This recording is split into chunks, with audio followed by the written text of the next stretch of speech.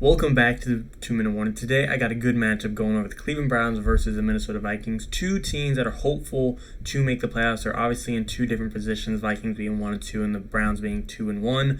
But all it takes is this matchup to all of a sudden for them to be on the same playing field at 2-2 at 500. I'm going to go into the breakdown, the matchup, my prediction, my projections, everything you want and need to know for this game.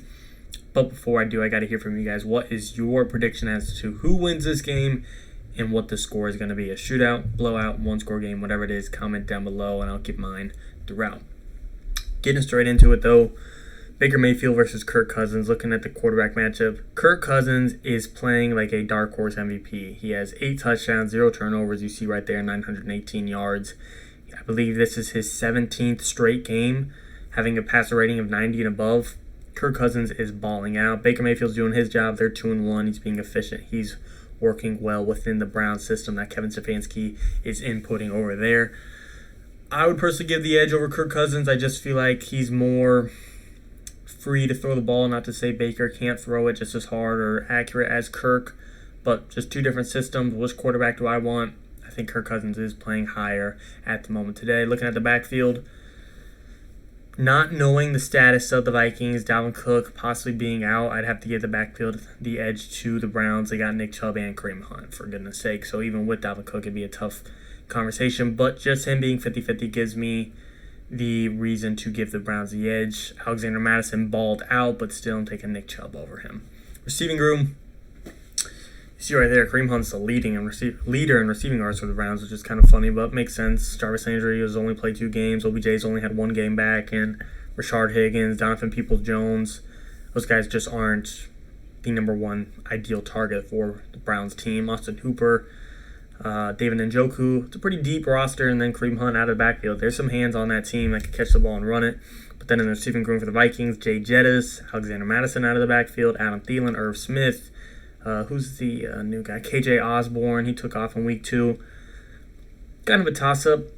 A lot of this depends on how OBJ is. He kind of controls it because without him and without Jarvis Landry, the Vikings win this one. But with OBJ, the field's wide open to take over the receiving room. So I'm kind of just going to leave that up to what we predict out of OBJ. Do you think he'll be a top 10 receiver again, top 15 receiver again, top 5 receiver again, top 50 receiver again? I'm not sure.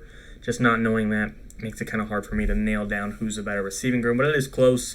Offensive line, come on, easily going to go to the Browns on this one. I mean, Vikings, they got a work in progress. They're getting the job done to an extent, but still, Browns got a top 2 O-line in the league.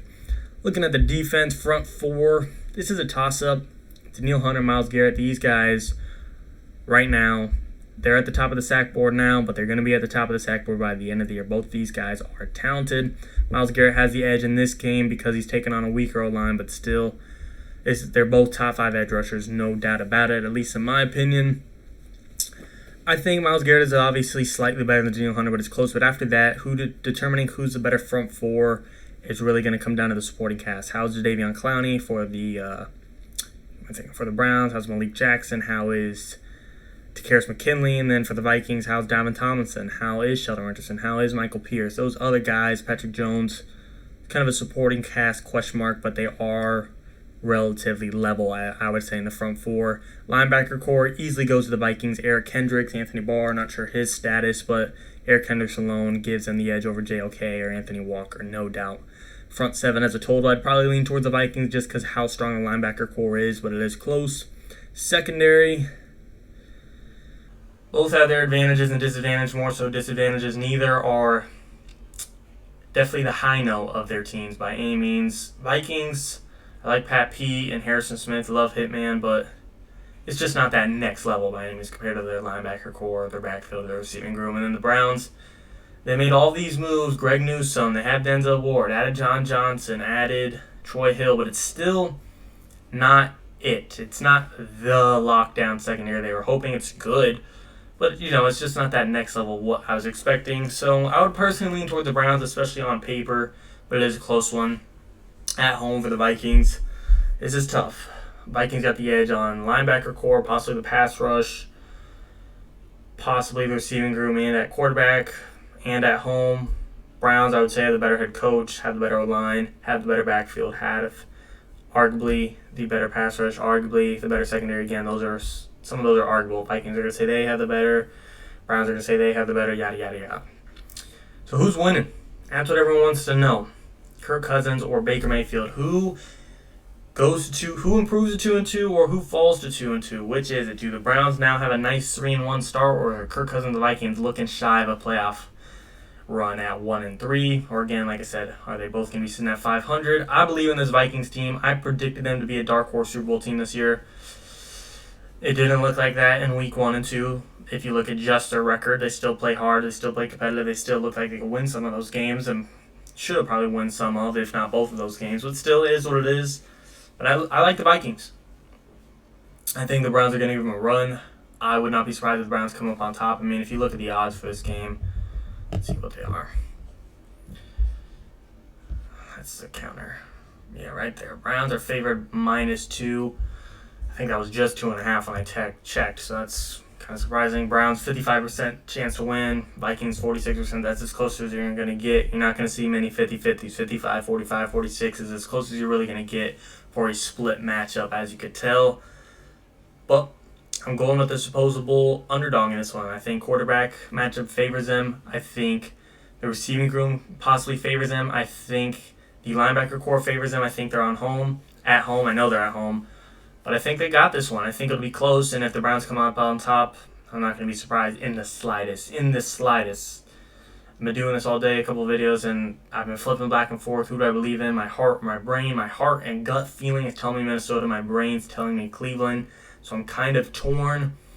But something inside of me is making me say the word Minnesota Vikings right now. So that's who we're going with again. Not what my brain's telling me, but